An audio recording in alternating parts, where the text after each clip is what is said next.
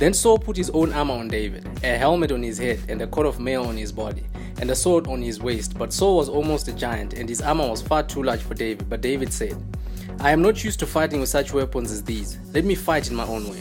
So David took off Saul's armor. While everybody in the army had been looking on the giant with fear, David had been thinking out the best way for fighting him, and God had given to David a plan.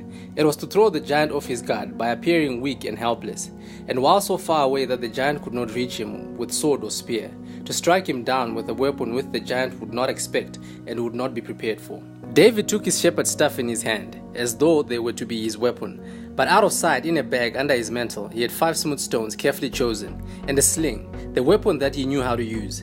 Then he came out to meet the Philistine. The giant looked down on the youth and despised him and laughed. "Am I a dog," he said, "that this boy comes to me with a staff? I will give this boy to the birds of the air and the beasts of the field."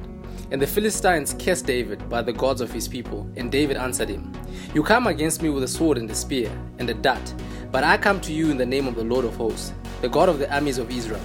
This day will the Lord give you into my hand.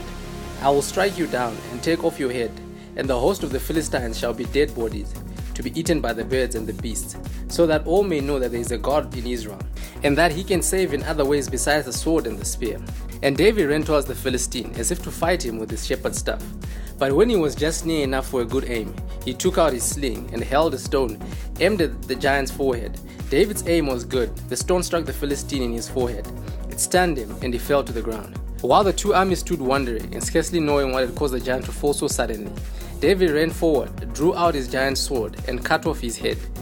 Then the Philistines knew that their great warrior in whom they had trusted was dead. They turned to flee to their own land, and the Israelites followed after them, and killed them by the 100 and the 1,000, even to the gates of their own city of Gath.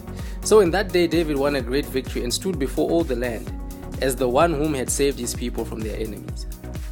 The end.